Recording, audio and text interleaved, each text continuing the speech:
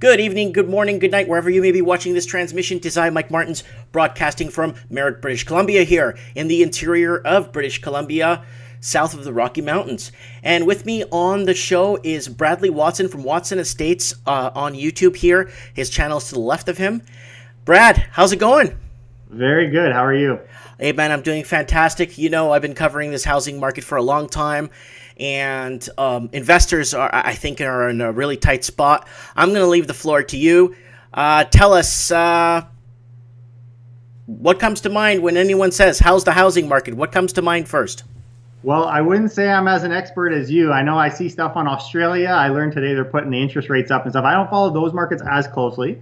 But as far as Toronto, I can definitely say that we've been on a bit of a slide the last couple months as far as prices go, especially in the higher end homes. Condos were on a bit of they were shooting up pretty quickly at quite an alarming rate because they were affordable, right, with the interest rate changes, and we can get into all that later.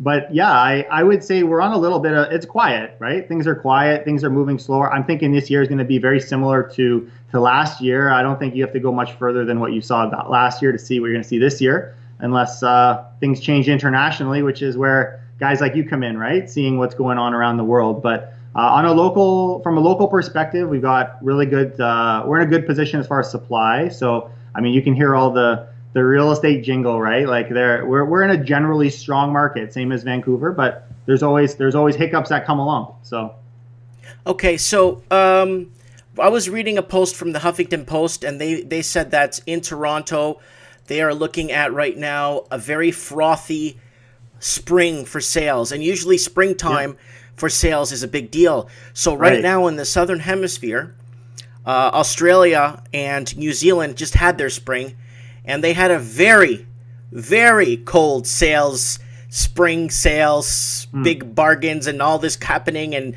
nobody was coming out for auctions in the Southern Hemisphere. What do you expect to be happening in the Northern Hemisphere, especially in Toronto? Yeah, it's an interesting question, because last year when we came through this spring, even in some of my video contents around that time, was trying to figure out when things would pick up, right? In fact, we had a really late spring. But last year, 2018, was easy to blame on the prior year because all the data was comparing against the crashing market, right? Because we were comparing against 2017. This year is interesting because now we're comparing it against a relatively, as much as you can, normal market. So I think you might find the stats show, if anything, if you're seeing bad stats, let me put it this way. If you're seeing bad stats in the spring, I would be concerned because the spring stats last year were low. Because of the comparison to the prior year. So it's almost like, since what we saw in 2016 happened and the few years before that, it almost puts a dampening on the stats to see as far as numbers go. So I think this spring, I'm interested to see. I mean, generally you've got a 10% increase in prices in the spring, but when you compare spring to spring, I would say if the numbers are coming in zero growth rate or less, I would be concerned getting into the summer market. But I would expect that because last year's numbers were a little funnier, spring would be okay. I don't know what's going south of the equator. We do things a little different, but it would be similar to Vancouver. Vancouver's got a higher, they're in a higher end market, right? But it's also, and in the same way, from what I see going out and where you are, you've got this tale of two cities with the condo market and the low rise. Here is actually becoming very similar to that. We've seen condos going up almost 10%, whereas you got the high end 1.5 million plus going down almost 10%. So, I mean, where's the middle? What are you looking for? So I would say for people who are in the Toronto market specifically, and I guess any market, you got to know what area you're dealing with, because it's very easy to just say we're going to go down or we're going to go up. But what's going down and what's going up really changes depending on where you're located, right? Right, 100%. But let me tell you the tale of two cities, how this started in Toronto, and why 2017 will remain and always be an anomaly. Is because once upon a time, the federal government, or sorry, the municipal and the government locally in Vancouver was sick and tired of the mass exodus of middle class Canadians. So they implemented the foreign buyers tax. Foreign buyers tax was implemented in Vancouver. Half the people went to Seattle, and the other half went to Toronto. The ones that went to Seattle did a little bit better than Toronto because Seattle was the hottest market in the United States since the foreign buyers tax was implemented in Vancouver. Seattle outgrew every other major city in the United States for condos, detached, townhomes, any vacant land. So now they're declining. They're down 5%. Seattle is now down 5 points from its high from its ultimate high of February 2018. Now, Toronto saw that when a lot of investors came in and flooded the market, and Toronto's sitting on just around 97 to 100,000 empty units that they have registered or that they know is empty because there's no hookups. That's all the ones they get fined. Have you noticed? I read an article today. I don't know if you've seen it. It was put up about 40 minutes ago, and it says foreign investors are to blame for the housing slump in Vancouver. And I'm not saying that. I'm just reading what the title said. Right. I'm just reading the title right off, word for word, and that was from CTV News. Did you guys find that on your end of the market? What did you find? Yeah, we got crushed by the foreign buyer tax too that hit Toronto. I'm waiting for the day we hear it's happening out in Montreal and that area over there. But we definitely got hit. We didn't get hit nearly the same as you guys, but we got hit. In fact, it's kind of why where I'm sitting now, my confidence on if the market does get shaken up, unless it's global on a local level, we've already taken a hit. So the changes are kind of slower than they were. Last year, we got hit big time. And I think a lot of that, I can't speak to Vancouver, but in Toronto, a lot of it is speculative, regardless of if there's a housing shortage. Because I'll tell you, when I look at condos for clients downtown Toronto, even now, it's still tough finding things. Okay. So you've got this really interesting sliding happening where there's less deals. People are nervous, so they're not putting their house on the market, which is driving that price. And I think back when we had that same foreign buyer tax came in Toronto, a lot of people, first of all, saw what happened for the whole year in Vancouver and were petrified. But the other side of it is there's this kind of, you don't know if there's going to be a rush of supply come on the market. So I think a lot of it was speculative, but we haven't really picked up since. The only thing that picked up was that condo segment. So condos really launched the last year and a half, 2 years. I remember when I was talking to clients 5-6 years ago, condos could sit for 5 years and didn't even move for prices. And yet you had these freeholds going through the roof. It was a really fascinating time. And I mean, at that time, I'm thankful for guys like you that were talking about what was going on in the markets, because that's really where you see those opportunities, right? So if you knew 5 years ago, you would have seen that the condos weren't changing and the freeholds were, and all of a sudden you got these other adjustments that have come in with the OSFI guideline changes, the interest rate changes, several interest rate changes, not even keeping up with the states, but still getting hit, which is maybe where Seattle's getting beat up too. But yeah, and if you knew then, you would have seen that there was this kind of unique gap happening between the condo and the freehold, and now that's closed.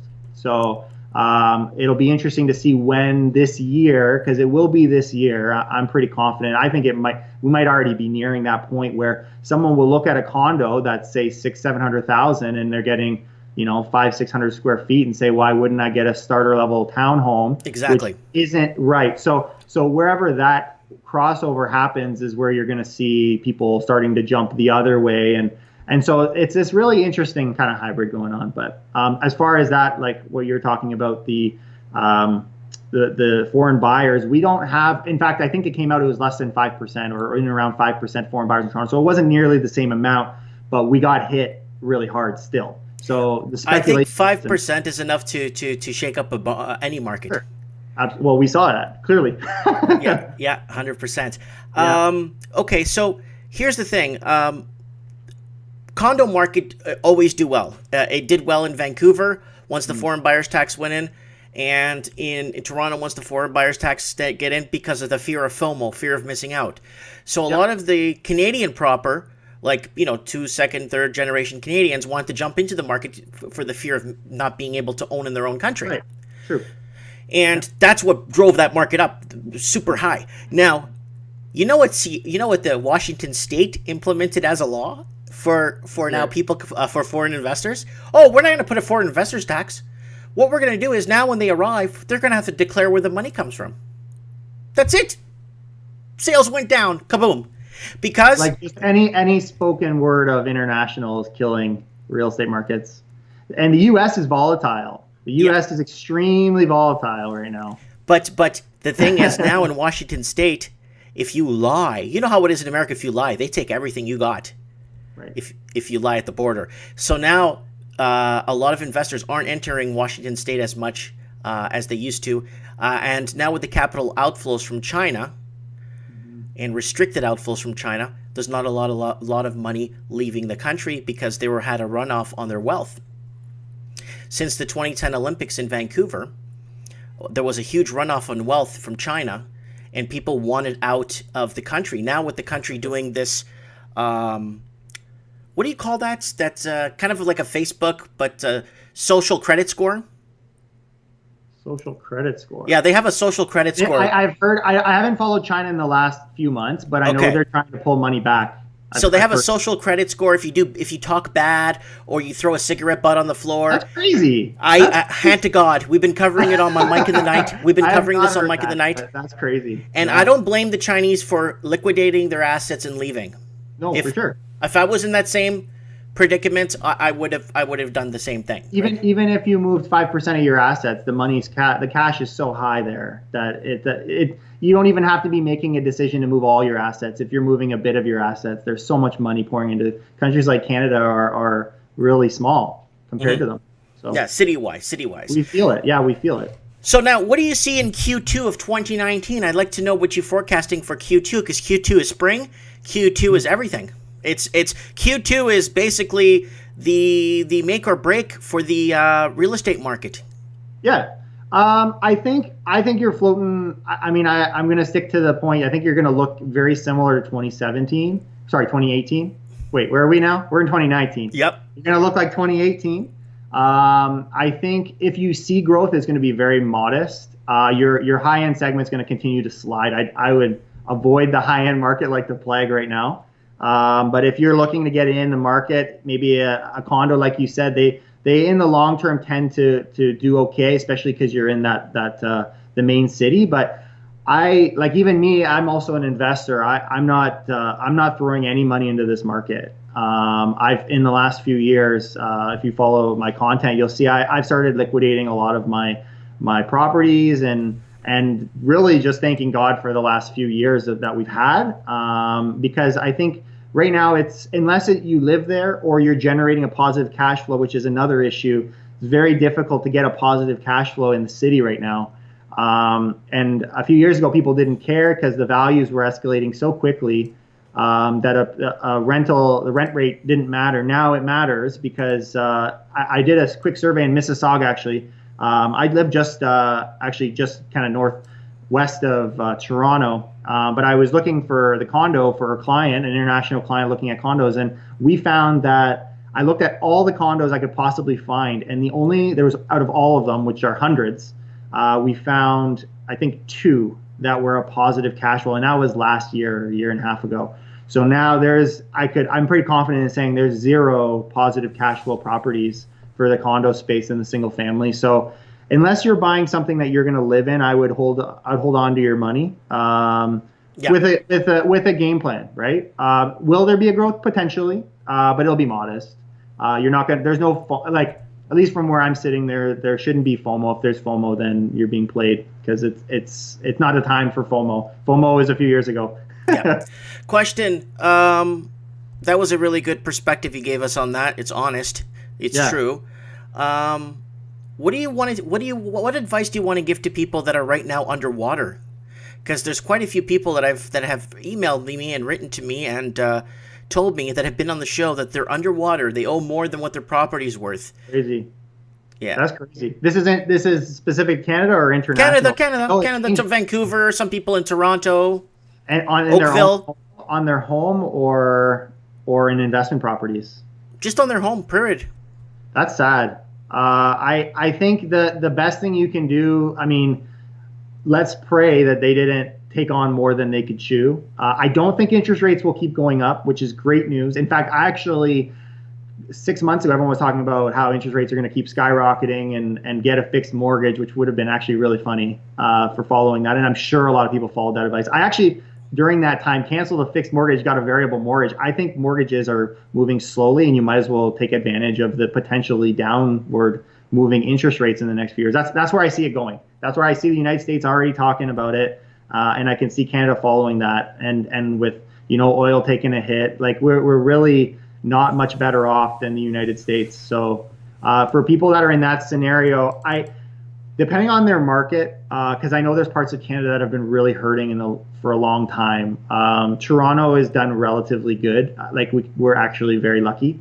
But if you're living there, I would just be very intentional about paying down that mortgage while interest rates are slightly higher. I don't think they're high, but they're slightly higher. So I would be intentional. This is what I'm doing. I've got a variable mortgage, which I wouldn't encourage anyone unless you're in a strong position to go there. But if you could swing it, just start eating away at that mortgage and be very intentional about it, because I think in the next few years, depending on what happens in the U.S., we might even see properties keep going down. But at the same time, what's the alternative is rent.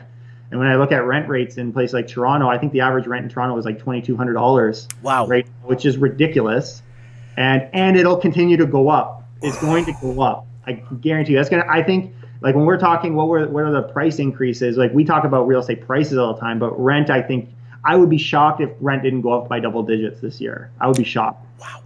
In the city. So guys that are just tuning in, guys, I know this is a pre-recorded video, but this is Watson Estates, his YouTube channel. I'll leave a link in the bottom of the video. I got a few more questions for him, but I just want to plug his channel here a bit. Let's get him up to 500 subscribers, people. He's at 343 right now. Here's his channel here. I love his intro. His intro is the best. And he's got some pretty cool episodes here. Big Brother's watching, real estate home. Tired of renting Airbnb, try this third option. New mortgage stress test, the consequences, 2018 real estate predictions for Toronto, Canadian dollar going up, how to get rich in a cooling Toronto market. So he covers all aspects of the market, and he's hip, up to date, kind of wants to... I'm young. You can say it. Yeah, he wants to basically fit his customers. He wants to fit his customers with product that they're going to use or product that they actually really need, instead of just throwing anything at them. So you want to find a real estate agent like that that's going to be basically finding a product that you will potentially use for the rest of your life. Okay, so now, next question I wanted to ask you. Mass exodus from the GTA. It's happening. I've been hearing stories from a lot. Media's not covering. How many millennials, young, even retirees, moving to Cayuga, moving to Sudbury? Away. Yeah. Do you see it happening?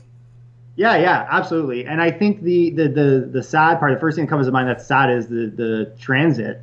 Our transit system in Toronto is ridiculous. So it's actually forcing us to be a commuter city. Now I know places like London have just skyrocketed because of that, and because there is talk of transit. So I think if I was talking to people that are doing this exodus, trying to find a place, especially if in the city, that has this potential for growth. I've heard of talk that they're going to connect a transit all the way out to Niagara and cross the border even. So try and play in those areas, but absolutely, like I have clients that have downsized from Kitchener, and Kitchener is not even in the GTA. That's outskirts of Kitchener, but they're downsizing away and moving to places like Cayuga, right? Trying to get something for 100 to 150, which are out there, but they're far.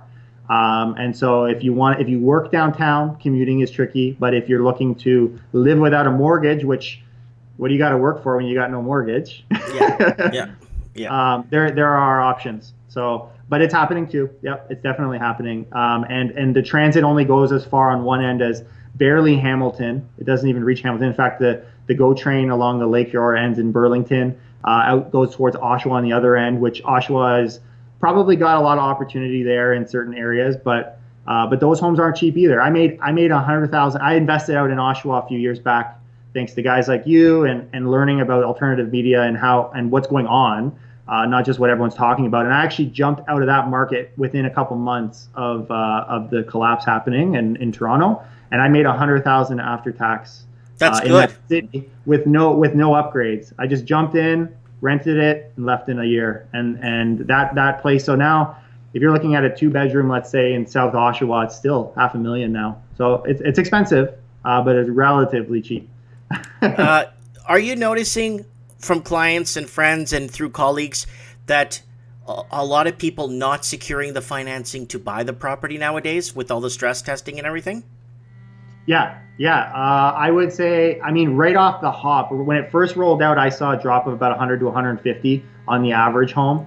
But really, the material change that we see is a change from I wanted a detached, now I'm in a semi, or I wanted a semi, now I'm in a townhouse, and it just kind of shifted everyone one unit down as far as what they could afford. Fortunately, the market kind of helped, right? Because the market adjusted as the interest rates adjusted. There were deals finally available again. People were a little more desperate. Nowadays, I notice people are open to selling a house conditional on sale, which was I actually did a video on it when it happened because it was so fascinating. I had within 1 week, I had 2 or 3 that were okay with it all of a sudden. And no one would have even thought, like, I mean, imagine Vancouver a few years ago, someone saying, oh, can you wait until I sell my house out in the country to move in? There's no way. No one would have done that. Now it's happening all the time. All the time. I have to defend my clients and say, we're not doing this because people are so tempted to take those offers. Wow. But yeah, there's been an affordability shift, and now it's over now. And that was when it first happened, which was in the low 4s, the percentage it was qualified. Now it's over 5. So it's gotten only more tricky. But I think people have in the same way a few years ago, people accepted that home prices would never be within reach. Now they're becoming a little more in reach, or at least not growing in exponential ways. But now they're starting to recognize that interest rates could change, and so affordability could change. So it's a different book, but it's the same script. There's always going to be a challenge. Yeah. Exactly. Realistically, do you see wages catching up now to affordability? No. Imagine we were having this conversation about New York a few years back, right? There's no way. So what I see happening as far as a trend goes, which is an interesting combination of what we talked about earlier, is people are going to start to trend towards renting. If you want to be in the city, you have to rent, which there's nothing wrong with renting if you've got a strategy and you've got a plan and there's no other option. Maybe you're making more money downtown Toronto and you justify it. There's nothing wrong with that. I mean, I'd love to sell you a house, but we also need to be realistic as far as where you're living and where you're working.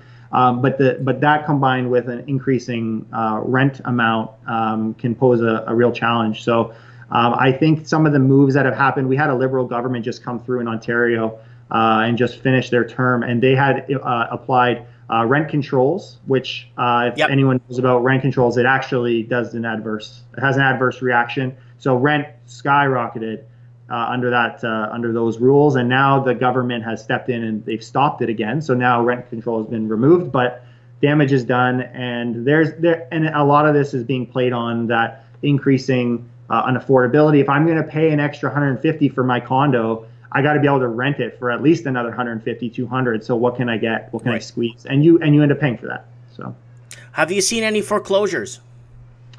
Not outside the norm.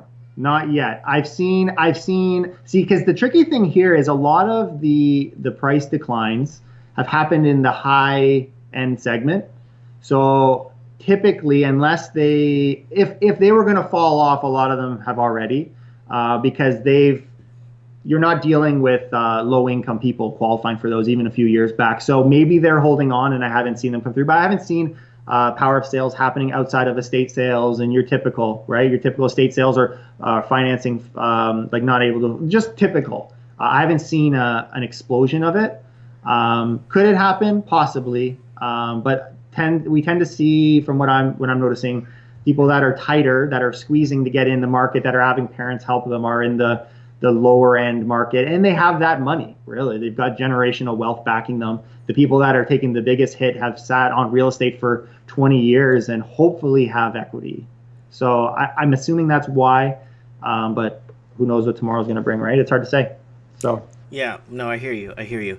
So are you noticing less sales now? Are you selling less than when you maybe were in the 2017 peak, Yeah. and then into the tail end of early 2018? Have you noticed a slowdown in your personal sales? So it's funny you say that.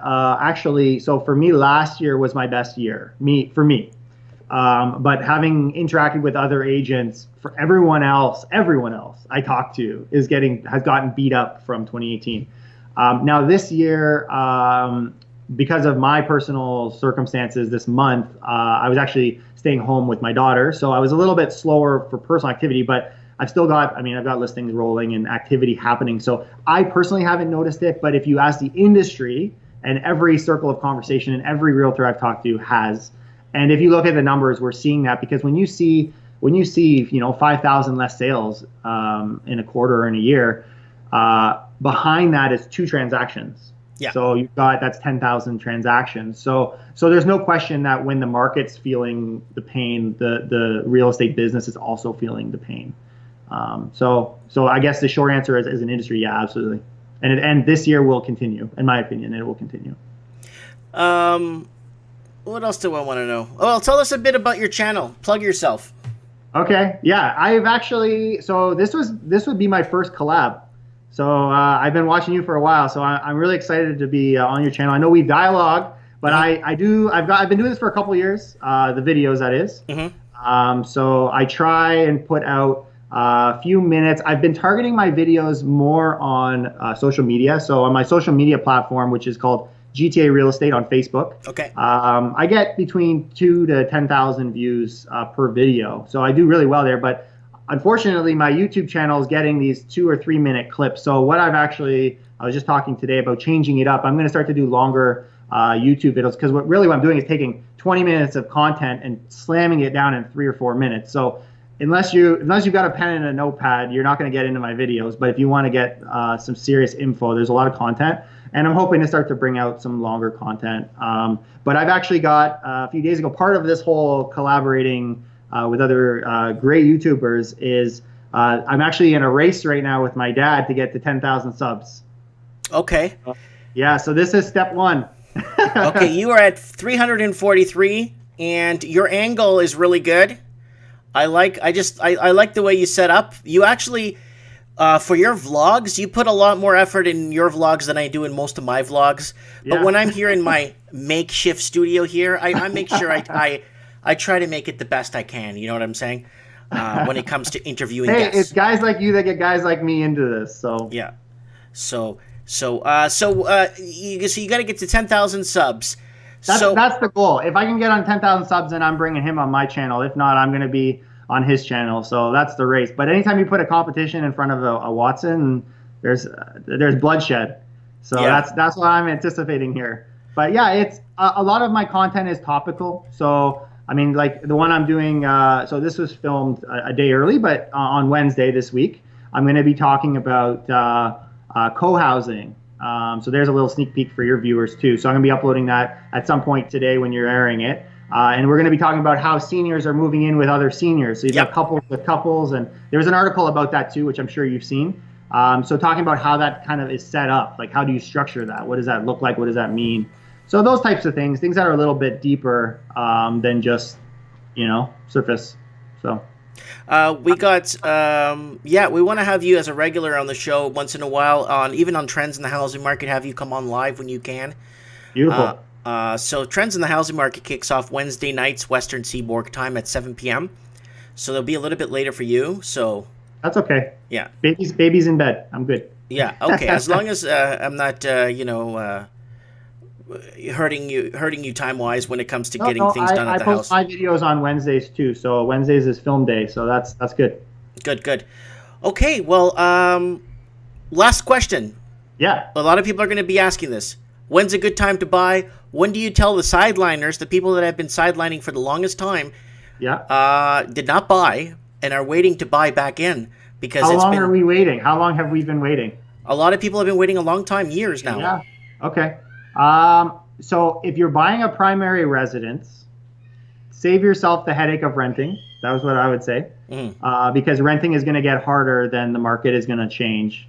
But if you're looking as an investor, I would wait until what happens in the States happens.